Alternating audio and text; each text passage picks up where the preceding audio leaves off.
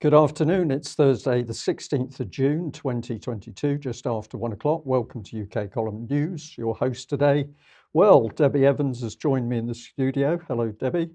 And myself, Brian Gerrish. And today we're going to do a fairly clipped news. So we're aiming for about an hour.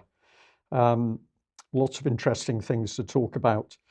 We are going to kick off with the subject of Ukraine, but something which I think that everybody needs to be focused on, if we can pop this one up on screen, where are we, is the fact that, of course, the longer this war goes on, the more people are dying and being injured. And it's become very clear there's certain statistics which the West do not want to reveal, and that, in principle, is Ukraine's total casualties. We showed this image a couple of days ago from the Telegraph. Ukraine soldiers face 200 daily casualties with desertions on the rise. But the key question to add into that is what are they talking about here? Because the reality is that many of the commentators are now talking about 200 dead per day. And if that's the figure, then we're going to be talking roughly 4 times that in wounded. And these are horrific figures as the war moves over well over 100 days. But according to BBC Western media, no consistent figures on Ukrainian casualties. But of course, they're desperate to stress that the Russians are losing huge amounts of men.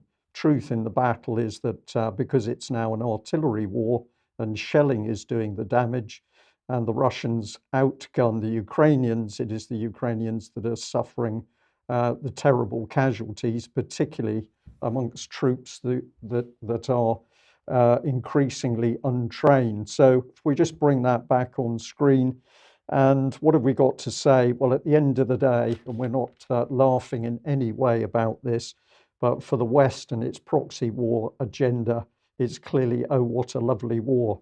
Debbie, what do the mothers, wives, partners in Ukraine really think about what's happening on the front? What are they doing in Ukraine at the moment? Do you know what? Honestly, Brian, I am so confused by everything, the propaganda that's coming out, the papers, the mainstream media, what's coming out, that I've completely, thank goodness UK Column reports on what's going on, because I simply don't know what's propaganda and what isn't. And this morning, I noticed that everybody was sunbathing on a beach in Ukraine. And of course, you know, if there was a war in the UK, we would still want to go to beaches. You know, not everywhere is going to be affected. But I just found that it was a very relaxed picture. And I thought, gosh, the mainstream media they're not reporting that, are they? No. Well, of course, the thing we have to remember about Ukraine is it's a vast country. There's an area roughly the size of England at war at the moment. Ukrainians fighting Ukrainians with backing, of course, by the Russians for the separatists. But Ukraine is a vast country, and if you're not affected by the fighting, life is going to go on. But as you say, the reports are particularly strange, and we make no apology for continuing to focus in on the BBC. So from major headlines all the time, the Ukrainian reports are now softened and they're dropped into the background of the BBC page. So where do you find Ukraine here? Well, you've got to look for one, the very emotive headline, the Russians said beatings were my re-education. And then we're back into the faint grey timeline where the BBC is supposedly reporting on what's happening in Ukraine.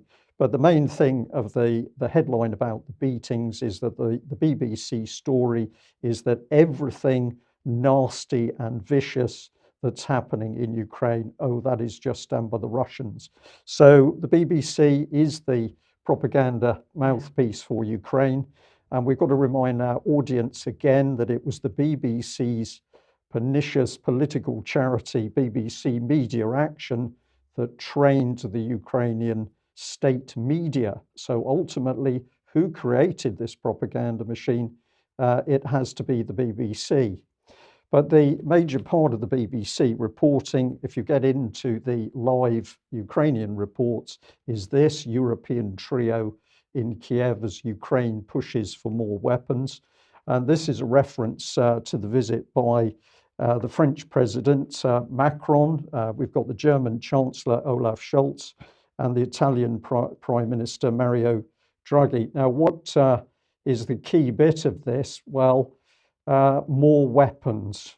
There's no question of what the West wants. It wants to get more weapons into Ukraine because at the moment the Ukrainians are being overwhelmed by the Russians, and the US, the UK, and to some extent the Europeans through the EU would have us believe that more weapons is ultimately going to save Ukraine.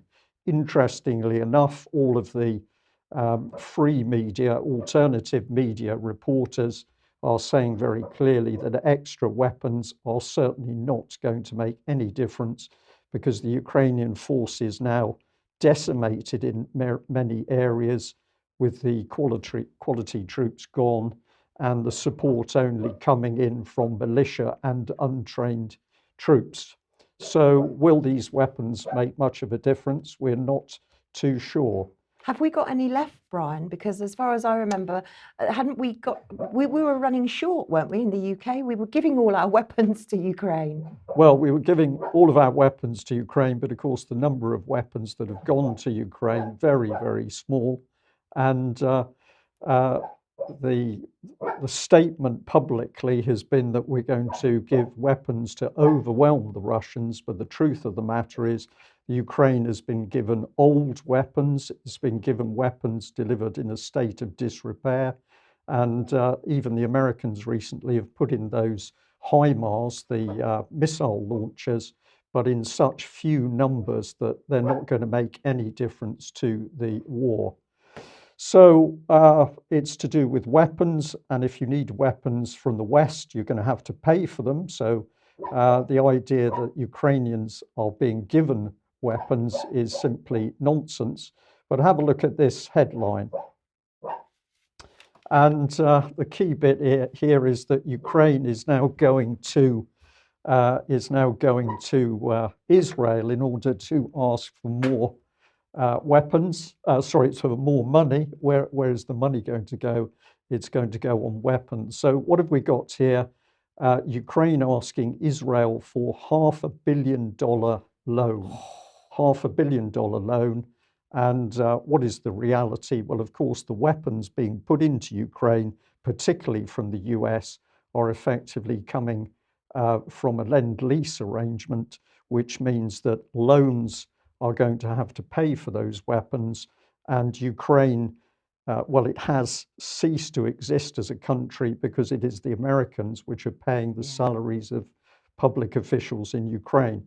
So Ukraine is dissolving in front of our eyes while the proxy war goes on and the deaths go on.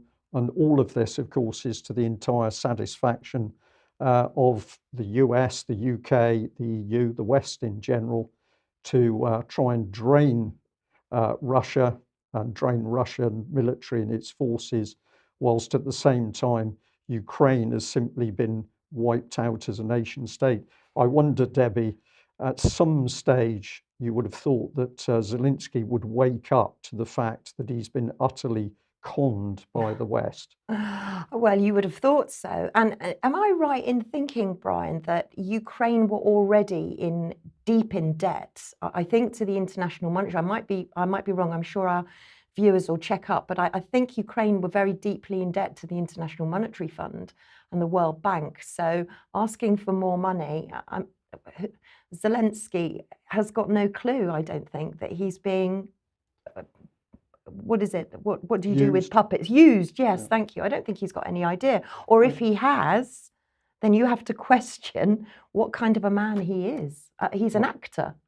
He's an actor. A comedian. And I think that's helping him survive at the moment, yeah. Debbie. But why is he not doing anything? I think for reasons that we discussed a little bit on the UK Column News a few days ago, where we said the problem is he's between the devil and the deep blue sea, because if he doesn't do what the West wants and what his internal right-wing extreme element want, which is to fight the Russians, then the probability is that they're going to turn around and accuse him of failure, possibly Zelensky gets accused of treason, and he's not looking in a good position.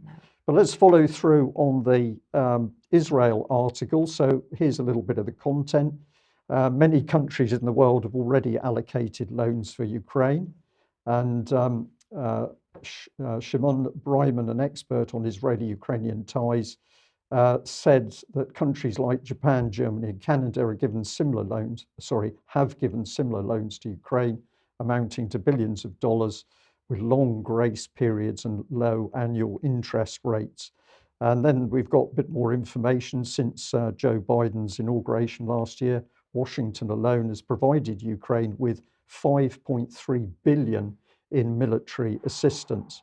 So Ukraine sucking in money. What does it want the money for war? Just put this on because I think it's very important. This article also highlights that Israel itself has played an instrumental role in providing Ukraine with large numbers of armed mercenaries. So this is vicious stuff. Ukraine drowning in debt, and the only reason it wants the money is not to help its citizens to even rebuild infrastructure or feed them. It's to get the weapons in to continue the West's proxy war. And I'd like to congratulate many of the websites that are now reporting extremely interesting and well-researched information about the war. This is Moon of Alabama that I've mentioned before. There are many others. We will try and mention them on UK Column. But in this article, the thrust of the article is the fact that Ukraine at the moment is supposed to be short of ammunition, and I certainly believe that's true. Even the Western media, the Washington Post, for example, is talking about this. And they can only fire 6,000 shells per day compared to about 50,000 a day by the Russians. But the point of this article is that Ukraine says it's short of ammunition, but it's actually fired 300 shells into the civilian areas in Donetsk. Now, there are no military targets there, so this was a particularly vicious attack. I know that Mike mentioned this on the UK column yesterday, but we thought we'd just reinforce the fact that many other commentators are picking up on the fact that it is just nonsense to be pointing a finger the whole time at the nasty actions of the Russians, when it's very clear that Ukrainian forces are targeting civilians on a daily basis. And of course, if we think we are going to get a report through on this, well, we're not going to be able to read it in Russia Today, because Russia Today is actually banned in so many Western countries, and the alternative media reporting is too dangerous because, of course, it exposes the Western proxy war agenda for what it is. And I'm confident in telling the audience there are yet more very good analysts who've been reporting the true situation on Ukraine, who have now either lost funding streams through PayPal, for example, or have had their material blocked. So it's clear that we're in a, I'm smiling as I say this, we're in a democracy where truth is just banned. Completely banned. And, you know, as you know, I leave Ukraine to you gentlemen and to Vanessa.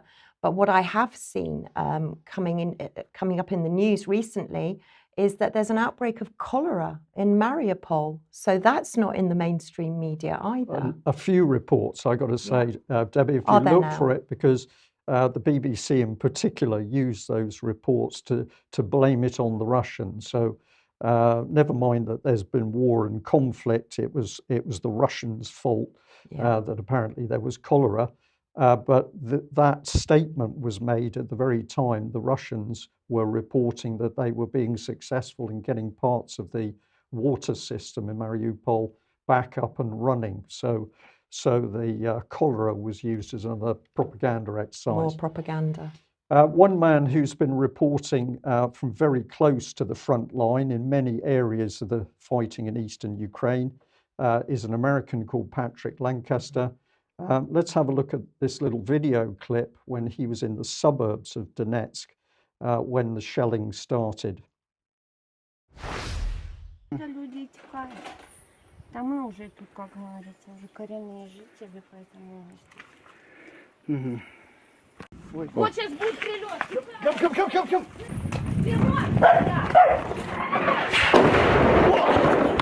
Come. So, that was pretty darn close. Вот так мы живем, ребят. So we see it's about every 4 minutes or so. We've seen many. Можем мы могу эвакуироваться за город сейчас, если Поехали это с нами, может, да. увидим. Кто, я поеду с вами? Да. Нет, я никуда не поеду с вами. Я лучше... Это опасно здесь. Я понимаю, что опасно, но нет, я не поеду. Я здесь живу все время, уже сколько лет. Поэтому, ребята, посмотрите.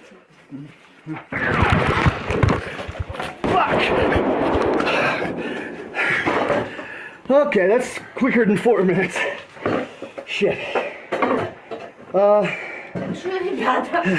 Вам пока, наверное, не следует даже никуда ехать. Можно... So,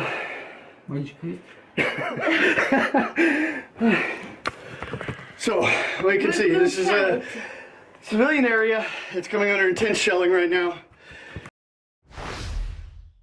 Well, that clip, obviously, we've cut down longer with much more commentary and interaction with the lady there that you can see in the clip. But of course, the reality of the shelling is only too clear. And what she says to Patrick Lancaster there is, when he's saying, "Do you want to go?" she says, "Well, no, I don't want to go. And this is how it's been for a long time." And of course, this again is something the BBC and the Western media does not want to talk about, the years of shelling which people in eastern Ukraine have suffered at the hands of their countrymen, men and women. So there's a lot more to get out. But of course, if you want to see the reality of what Ukraine is doing on the ground, you're going to have to go to alternative media. Now, we gave an inadvertent preview of this clip the other day, Monday's news, because I'd picked up on the fact that the BBC was getting very excited about another British mercenary dying, and this was Jordan Gatley. He'd been killed in fighting. And the point I was making is the whole article was around what any parent would say about their child when they died, that loving parents, he was a wonderful son, and effectively he died a brave and tragic death. But I think if we think about it a little bit more, he fought and died as a paid mercenary in a war that he couldn't possibly understand, because all he would know about the war would be what the mainstream press says about it, and he was foolish enough to go off and fight a war of a type which he would not have experienced before. So brave, we can say yes, but misguided, I think we also have to add to that. But the BBC wanted to get stuck into this very strongly. This was part of the article, though. The Foreign Office advises against all travel to Ukraine, and the Ministry of Defence has said that Britons who go to join the fighting following the Russian invasion may be committing a criminal offence and will be liable to prosecution. In March, the head of the British Armed Forces said that Britons should not go to Ukraine to fight and should find other ways to help. Admiral Sir Tony Radakin told the BBC the sound of gunfire was not something you would rush to. And we just pop over the top of that. So what have we got? The Foreign Office and the Ministry of Defence washing their hands of the whole matter. So it's pretty sickening stuff, really. Oh, it's interesting, though, isn't it, that Liz Truss was encouraging anybody to go and help, and then all of a sudden now they're being told not to. So, well, we've got a little bit more comment on that in a moment, but right. Yes, you're absolutely right. We have a minister who says get out there and fight, Yeah. And then the moment the casualties start, which were going to be inevitable, everybody's backtracking. But this really shows us the quality of the British government, and perhaps this becomes an appropriate headline, because we've got UK PM Boris Johnson suffers blow as second ethics advisor resigns. Well, ethics in the UK government is probably an oxymoron, but let's see what they say. It says Christopher Geet, the independent advisor on ministers' interests, last month said Johnson must explain why he thought he had not broken the ministerial code after being fined. And he went on to say, with regret, I feel that it's right that I'm resigning from my post. Geet, whose role was to advise Johnson on matters relating to the ministerial code of conduct, did not give a reason for his resignation.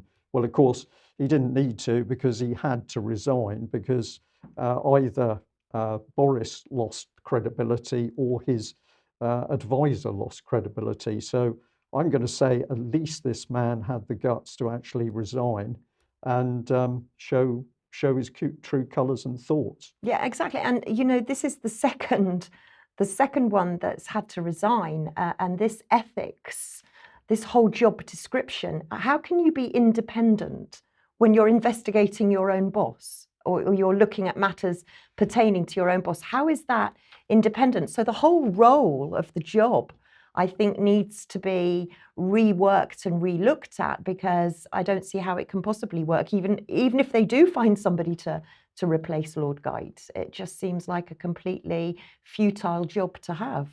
Yeah, as somebody said to me a couple of days ago, essentially the system, the parliamentary system now seems so broken that it's impossible to mend it. It needs cleaning out and for us to be starting again. I must say I agree with that statement. Build back better? Well, don't mention that one, No. no. So let's come back to that comment that you made about Liz Truss. We had a very interesting email came in today. This is it, pants on fire. In February, Lizzie Truss, so Liz Truss on Sunday bizarrely suggested the government would back Brits who want to go and fight in Ukraine against Russian troops. The Foreign Secretary told the BBC's Sunday morning show, if people want to support that struggle, I would support them in doing that. So that's what she had to say. So that was back in February. And the email says, well, what about in June? Well, thanks very much to Linda Lauderdale. This is what she had to, this is a reply she received from the Foreign and Commonwealth Office. It says, thank you for your email of 10th of June to the Foreign Secretary about sentencing of the 2 British nationals in Ukraine. Your correspondence has been passed to the Correspondence Office in the Foreign Commonwealth and Development Office for a response. We condemn the sentencing of Aidan Aslin and Sean Pinner, who are being held by the Russian proxies in eastern Ukraine. This is a sham judgment which has no legitimacy. Notice they can't even talk about who's holding them. They just describe them as Russian proxies. And the second part of it is here. We call for anyone detained to be treated humanely in accordance with the requirements for international humanitarian law. In the case of competence, they are entitled to prisoner of war status. As POWs, they're entitled to combatant immunity, meaning they may not be prosecuted for participation in hostilities. Our thoughts remain with the men and their families. We welcome the Ukrainian government's efforts to secure their release. We continue to do everything we can to support them, working with the government of Ukraine. The UK is not supporting British nationals going to Ukraine to fight in the conflict. If you travel to fight or assist in the conflict, your activities may amount to offences against UK legislation and you could be prosecuted. Well, people did travel, Foreign and Commonwealth Office, and the Russians and Ukrainians say you are foreign paid mercenaries, you're killers, paid for doing the job. And when you're captured, you're going to face the rule of law in eastern Ukraine or Russia. But Linda's point is a very good one, that it's outrageous that this should be the situation. Yeah. Another email that came in changes the subject for us. It's this one. Hi, Brian. It was great meeting you yesterday. If we can just pop that on screen, please. I was mostly right about Eilish Angelini. She received the Order of the Thistle on the same day Blair got the Garter. Ooh. So many people deeply upset that Tony Blair has now got his full dress and stockings. But of course, this lady also received the Order of the Thistle. And if our viewers and listeners don't know anything about her, you might like just to pop her name into the search box on UK Column And the story that comes up is the tragic story around Robert Green and a young lady that suffered abuse in Scotland. And this is a particular story that the UK column assisted with for years. And the trail ultimately led into the Scottish government. And you can read a number of articles on UK column as to what we discovered. Now, I'm also going to say thank you very much to a viewer who highlighted this gentleman. So we've got a picture here of Children and Families Minister Will Quince on screen, and he was answering questions in Parliament a few days ago after a review of childcare calls for a radical reset. I found that very interesting expression because, of course, across the media at the moment, everything is about a reset. So let's listen to a very, very short clip as to what this man said. Looking at my Instagram feed, Mr. Speaker, many colleagues often refer that I have the best job in government. To some extent, they'd be right. Every weekend, I read the Serious Incident Notification Report, which details all children that have been killed, murdered, abused, neglected, or taken their own lives over the course of the previous week. Well, I hope our viewers and listeners are as stunned as I was when I listened to that, because he appeared to be joking about the fact that part of his job is to listen to the number of children who are suffering under a failed care system to the point they are dying. Now, I think it was a misplaced emphasis. I think he was trying to emphasize how serious it was by saying, I have to enjoy reading this material, but it didn't work well. However, it did prompt me to go looking for the statistics that he's talking about. And today we're just going to give people a brief introduction to these statistics. So this is a screenshot. It doesn't download in a very easy system for you to look at. But if you look over on the right-hand side, you can see the numbers of children who have suffered in the system. And if I animate this just on screen briefly, you can see the total. So you've got 108 children, you've got 167. There are a lot of children here, all suffering under a failing child care system.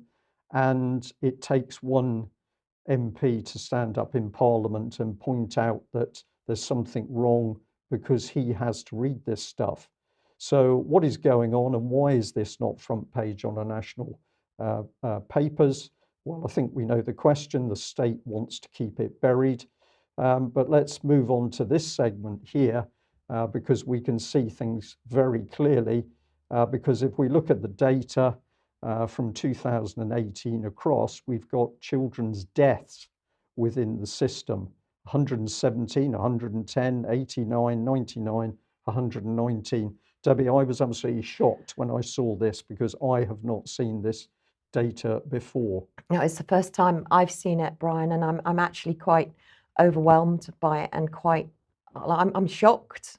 I'm still trying to process it. It's the first time I've seen it too. It's absolutely shocking. Well, we'll do some more research on the statistics, and we'll also show people the civil servants who supposedly got the responsibility for protecting children via this system and its data collection. I just want to pop this on briefly because this was something that we saw a few days ago. We were fascinated by it. It's King's College London, and it's going back to May 2021. But here's the headline: How Culture Wars Start. And it says, is the UK going down the same road as the US? ? Well, the interesting thing when you read this is you quickly ask yourself, is this actually a study or is it a plan? So we've got here that, let's read a little bit. The intensifying focus on a culture war in the UK has worrying echoes of discussions that took off in the US 3 decades ago. The attack on US Capitol in January can be seen as the culmination of cultural and social divides that coalesced and hardened in the intervening years. Where America leads, Britain often follows. But this is not a trail we want to trace. Well, they're absolutely tracing it, because this is what the whole article is about.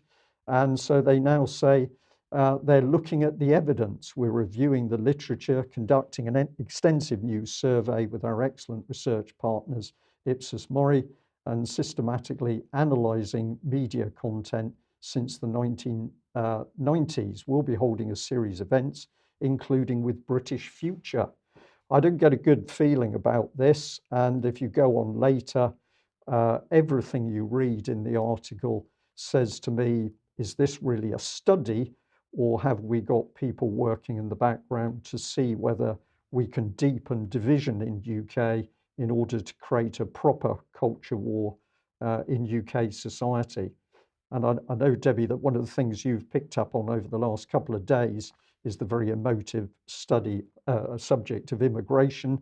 And of course, we know that at the moment people are being moved out of Ukraine, as one example, into other countries in order to break down the structure of that host nation. This is a very cynical use of people. Yeah, completely. And you know, it's interesting to note that that's King's College. And of course, we mentioned King's College last week, I think it was, when we were talking about the Parisia website for disinformation and misinformation. So King's College are very, very involved in the whole Golden Triangle universities, London, Oxford, Cambridge. Never forget Imperial and King's, because they're very big in all of this. Yes, and a lot more work to be done on exactly what our universities are doing in a political sense. Yeah. Now, we'd like to say, if you like what the UK column is doing and you want to support us, then you can take out a subscription, come and join the community network and hear what other people are talking about. You can, of course, visit our shop and have a look at some of the things on offer, many of which are going quite quickly at the moment. So if you want to get one of those items, whether it's a hoodie or a t-shirt or a bag, get in there. And everything that UK column is putting out, we are doing because we want to inform as many people as possible. So do share our material, because the aim is to get as many people as possible to at least see it, listen to it, and make up their own minds as to what's really happening in UK and the world. Now, we've advertised this before, but Saturday, 18th of June, 1 p.m. outside Truro Cathedral, we've got a solution-based freedom rally with a number of speakers. We're delighted to help promote these events because it ensures that alternative viewpoints are coming to the public. That doesn't mean to say we agree with everything that every speaker says. We agree with the free speech principle that people should be able to stand up and say what they think about any subject. We're also going to put this one up, which will keep people guessing a little bit. The subject's the United Nations.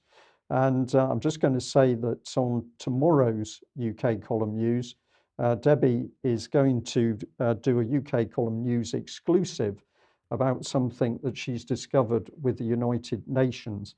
This is pretty incredible. We're not going to say what it is, Debbie, but this is pretty incredible when you listen to what is being said. Yes, I think it is pretty incredible, and the results of what you will hear as well, how it follows on, and the fact that this is the United Nations, and we're not talking about the World Economic Forum or the World Health Organization for a change. This time it's the United Nations. So have a look tomorrow and we'll be able to tell you some more. Okay, now we're going to move on to a subject which you have stayed focused on from the very beginning of the COVID-19 so-called pandemic. And the subject is the MHRA, supposedly the regulating, and I'm going to say safety agency for UK. You will challenge me on that for good reason. But you have been consistent in looking into what the MHRA is up to, and over a number of months, great many number of months now, you've been warning people about what the MHRA says it's doing. How do we know what it's doing? Well, we've only got to look at their board meetings. And you said to me shortly before we started the news, that our viewers and listeners need to go and look at the latest board meeting? Yes, it's up, everybody. I got so excited last week because the April board meeting, which is the one that I attended, I got tickets for, was finally put up online. And I have been doing a lot of work on it, and we are going to bring you a far more in-depth report about their board meeting. But for everybody, please go to YouTube. I think there was only about 200 views, and before we've managed to get those views up to 8,000. And because of that, we believe that the MHRA are now taking down, or at least not publicly broadcasting, all of their board meetings. So we've got some gaps.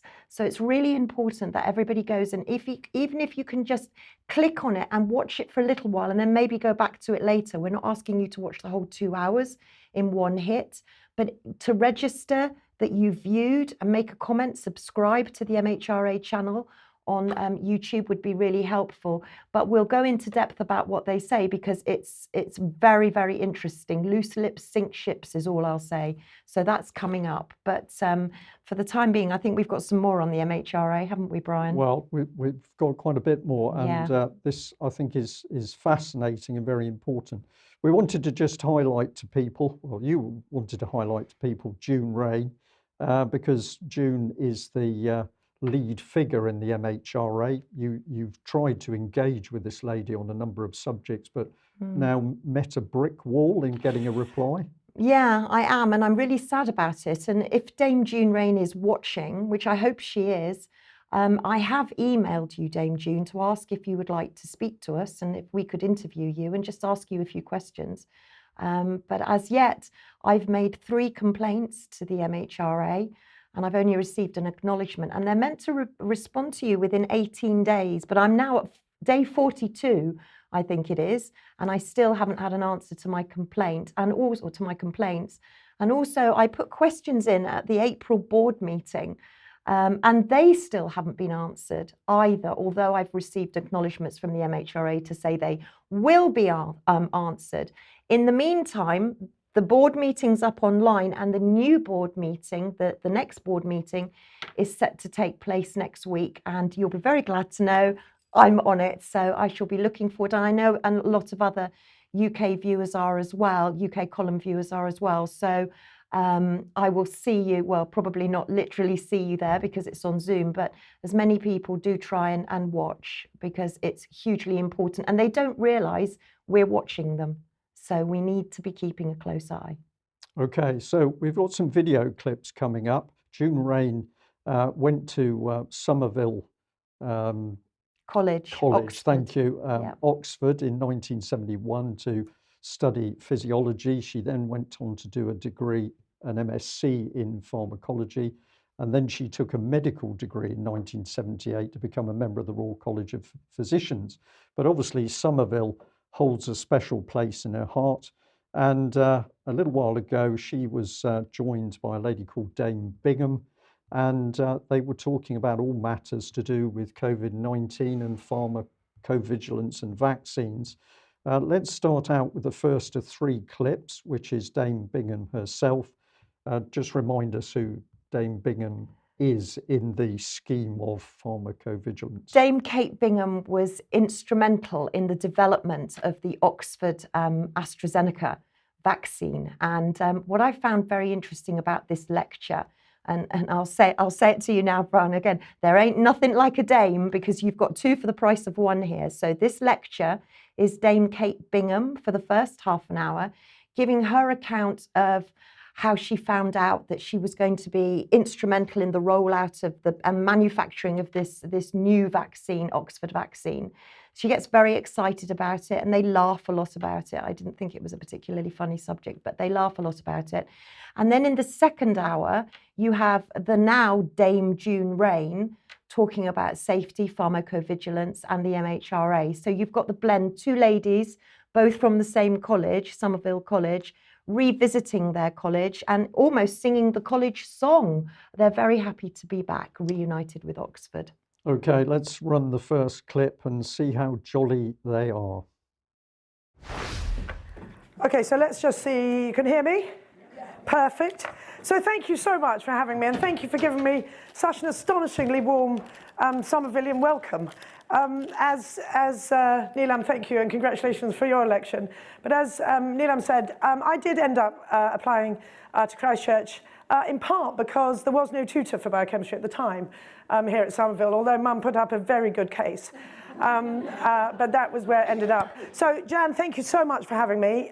Thank you for putting on this astonishingly room packed of people for today's talk. And I wanted to just rehearse a little bit what we did with the Vaccine Task Force. And what I'm going to do is rattle through very quickly, just hitting the headlines of what we did, and then basically try and leave as much time as possible for questions, which I hope I'll be able to answer. And Mum, thank you for bringing me here, and thank you for being a Somervillian. So.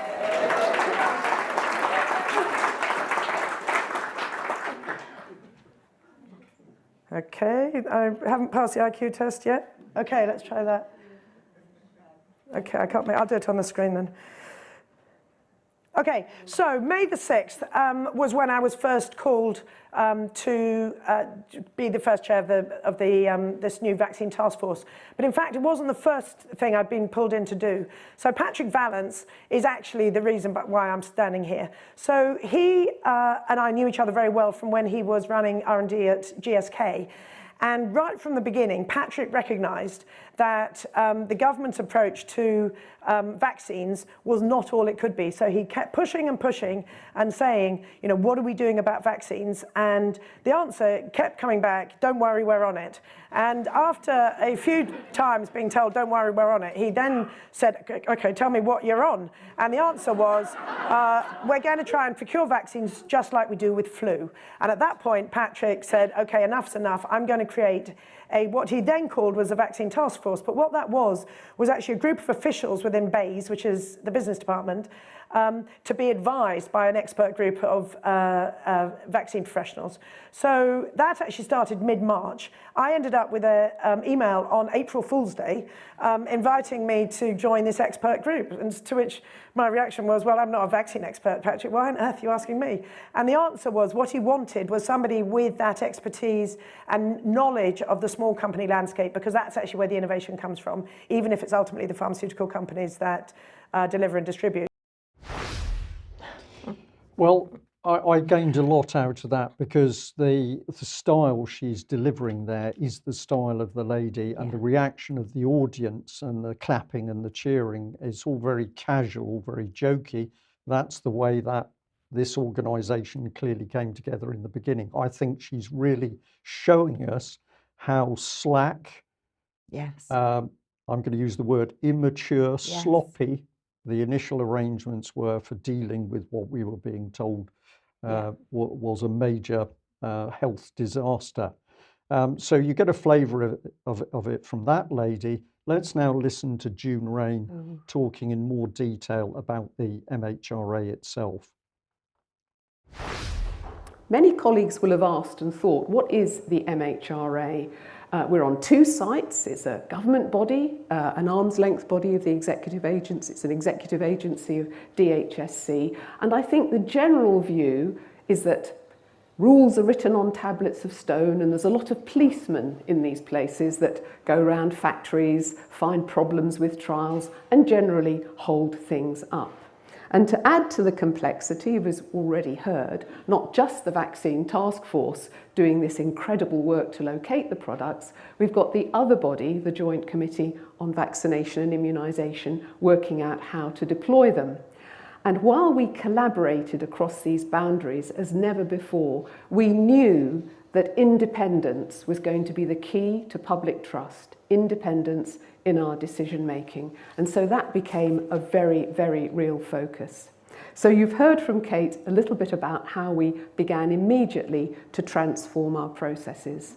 We tore up the rule book, and we allowed companies to immediately start juxtaposing not sequential phases of clinical trials, but overlapping, beginning the next one before the previous had been finished, and that large-scale manufacture being prepared at risk. We did not know if any of these vaccines would be effective.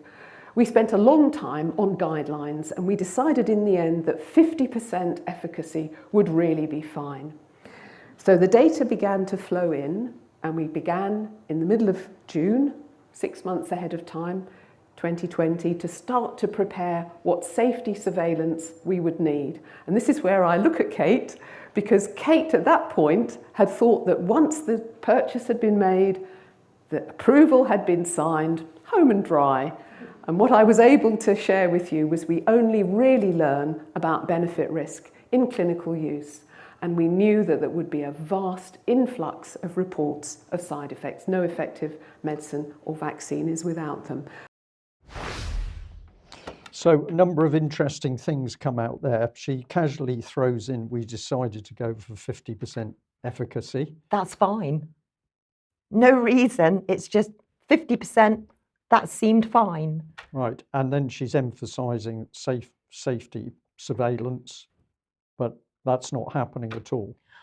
Well, certainly the people that I've spoken to that have reported vaccine injuries are not getting any help at all. So the surveillance is not for the patient. They're not getting anything back. So it must be just surveillance on serious adverse reactions, and the data goes straight to pharmaceutical companies. But I thought what was interesting there was she was saying there's a vast influx of reports. And of course, we know that the MHRA were expecting serious adverse reactions. She said quite clearly there is no medicine and no vaccine that you can say is 100% safe.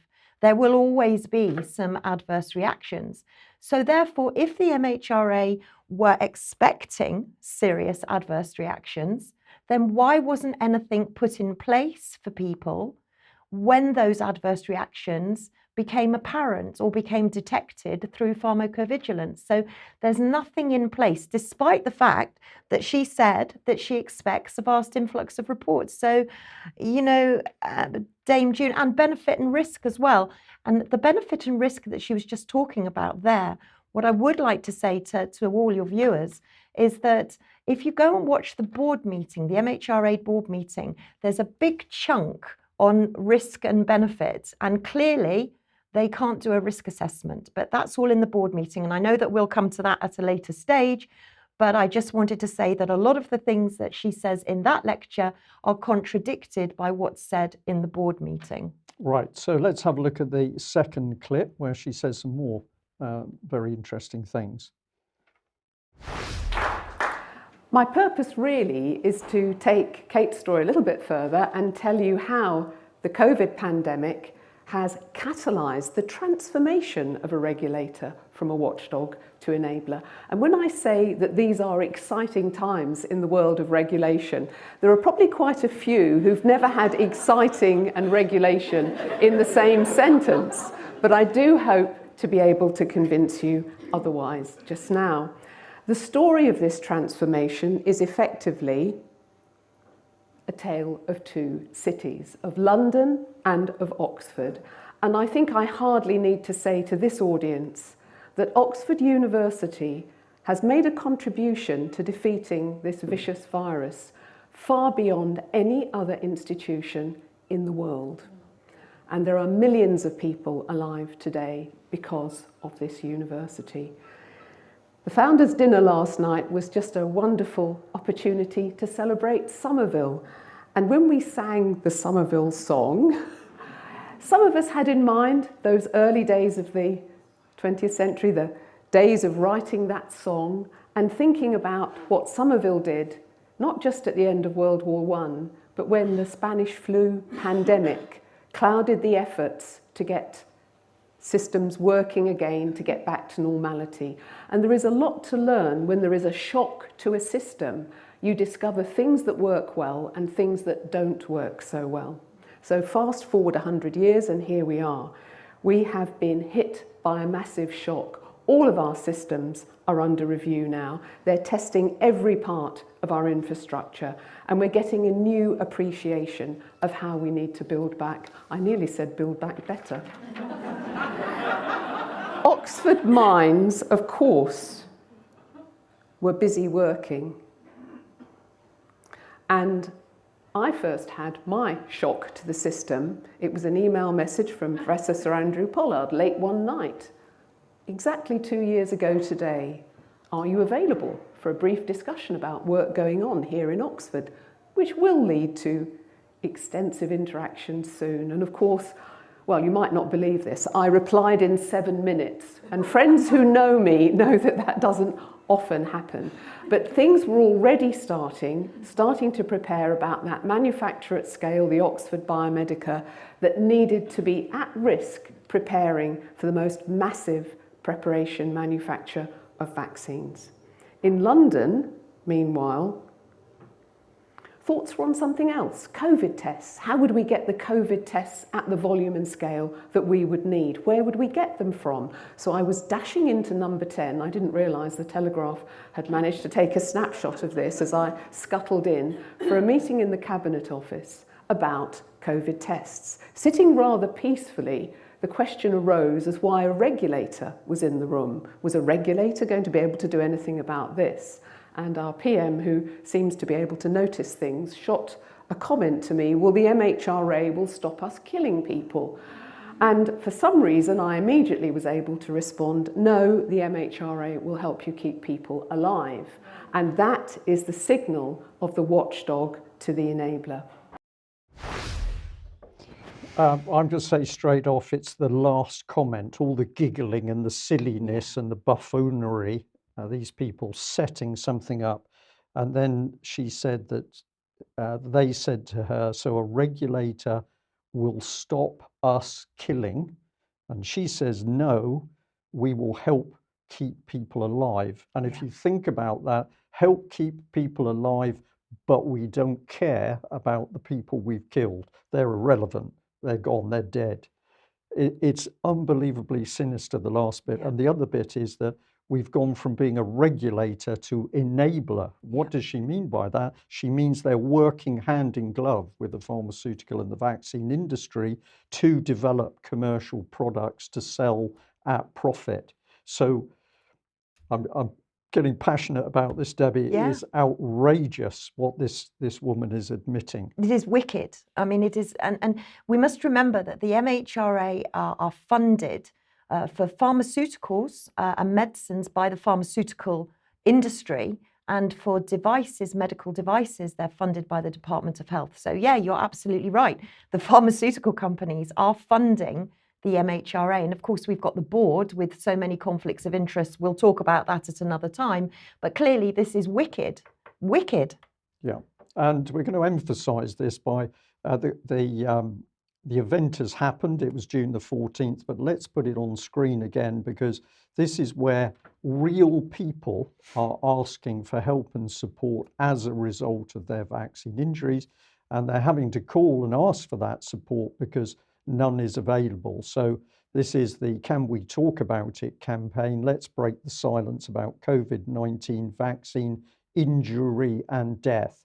But June Rain has just said to the audience there at Somerville College, but also to our audience today, no, we don't care about the people who've suffered injury or death because our priority is working with the vaccine developers in order supposedly to save people. So I think this is utterly tragic stuff.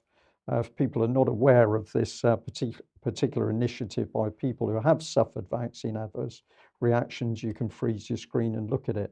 Now, you highlighted some of the things that she talked about in the overall video, Debbie. So we've got here from watchdog to enabler, regulation in COVID and after. So we've discussed that one. Collaboration, well, Mercedes-Benz for your CPAP. And apparently she's very proud of the fact that Mercedes-Benz developed these CPAP devices. Within, I think it was 7 or 9 days, they were given approval regulations. So she's just dropping the names the whole time. So on this one, we've got collaboration with Mercedes-Benz. And of course, there are many others. This one, Oxford to play host to crucial G7 health talks. And your point here is that, Debbie, the public doesn't always see this, but officials such as June Rain, embedded in these I'll call it quasi-secretive meetings where stuff about COVID-19 was discussed but not made public to the, not made visible to the public. No, it was actually, they were discussing regulation and the 100-day trial with it was Patrick Vallance at G7 down in Cornwall last year, but it was behind closed doors, so nobody quite knows what went on. Well, I've got a feeling I know what went on behind those closed doors, but we're not meant to know what goes on. Okay, now you've got a little bit, I've got an eye on the clock. We're going to try hard and finish at the top of the hour, but you've got some detail here around the MHRA and what it's doing with its pharmacovigilance. Well, it's just really to say there, Brian, actually, that June Rain's been at this for a very long time. You'll see the date there, 2011. So she's a seasoned expert, if you like, in pharmacovigilance. So everything that she's been lecturing about in years gone by, it doesn't seem to be applicable to modern day. So sometimes I'd like to remind Dame June Rain of her previous lectures. And for anybody that wants to look at, she's got lots of academic papers that she's written as well that seem to be completely contradicting what's going on today. Okay, and again, going back in time, because this is 2009, new approaches to drug safety, a pharmacovigilance toolkit. So everything the public would believe is about safety, the ongoing assessment of the safety of marketed medicine. But in 2022, when we want to talk about safety and we want to talk about vaccine adverse reactions, which they themselves have recorded, they don't want to talk about it. No, they absolutely don't want to talk about any of it. It's and it's something that we need to talk about even more, and we will carry on talking about it. Okay, now the Mail here, this is going way back because this is 2006. Adverse drug reactions go unreported. She admitted in that talk that there are always adverse effects. 250,000 patients are admitted to hospital every year with, quote, unexpected drug reactions. But suddenly for the vaccines, we don't have any worries about it. So people can again freeze the screen and have a look at it. Dr. Vivian Nathanson, head of BMA Ethics and Science, admitted the full effects of many medicines are not known until prescribed to the general public. Until prescribed to the general public, which goes back to our efficacy and effectiveness. So we don't actually know the effectiveness of these drugs in real time until we roll them out. So it's fix it while you fly, I think, is what she said before. And again, here, this was something that was discussed in the past. So we're now back in May 2006, reporting adverse drug reactions. Here's some of the text, but here's Professor Munir Pir Mohammed, who's now the head of safety with Commission on Human Medicines. He doesn't want to engage over vaccine adverse reactions. But when we look at the documentation back in 2006, this was something accepted as a completely normal thing. Yes, there are adverse reactions, but who's picking up the bill? The people suffering those reactions at the end of the day. So you'd picked up on some of the names here. Well, I was very interested actually, and maybe you could highlight, or maybe you could shine a light on this, Brian, but it says this report was prepared under the auspices of the board. Now, what does that actually mean? Overview, in my opinion. It's not really clear though, is it? We don't quite know what went on because auspices is one of those words that can be interpreted in different ways. So I'm not quite sure what they're saying here. I just thought it was worth highlighting. Yeah, so the grey area could be that they controlled it in a very detailed way. They're all responsible because they were controlling it, or it was something that was done at arm's length for them, and really they're just rubber stamping it. So this is a lot of questions to be asked here. And this particular one was very interesting. Why is the rate of spontaneous reporting so low? And in the box there, we've got some comments, but here, this is Dutch physicians commenting on the fact that ADRs are not being reported. So the evidence is all out there. And of course, if we go to the MHRA's own website, people can see all the categories of the adverse reactions shown. But the bizarre thing is, the worrying thing is that the MHRA doesn't want to delve into these adverse reactions. No, and I think what's the important thing there, Brian, is that's the MHR, that comes from the MHRA, that's MHRA data, which qualifies what a serious adverse reaction is. And if you look at some of them that were listed, if you go back and freeze the screen and you see some of them that were listed, they're exactly the same or very similar to the serious adverse reactions that we're seeing after the COVID-19 vaccination. So they do all fit that category of serious adverse reactions. Okay, thank you for that. We had more to cover. We will try and share that with our audience over the coming editions of the UK Column News. There's always too much happening for us to get across, but we did promise we'd try and stay at a 1 hour news today. I'm just going to end with this graphic. I don't know who put it together, but I think it's very pertinent. We've put the label on, well, it's true, isn't it? But really, this is the state of the country, that we've got an awful lot of piggies sitting round the table. And if it's Animal Farm, we know what's really being said here. So the daily lives of ordinary people, the health of ordinary people, absolutely thrown out the door for the piggies and a very porky looking Boris Johnson, but trussed up, preparing to meet his end, which maybe he will do politically now his advisor has resigned. Debbie, we're going to have to leave it there. We'll say thank you very much to all our viewers and listeners. Very big thank you to everybody overseas, and a very big thank you to everybody who's donating or subscribing to the UK Column, because we can only do what we do with your financial support. So thank you for joining us, and there will be another UK Column News at the same time tomorrow. Thank you very much. Bye-bye. Bye-bye.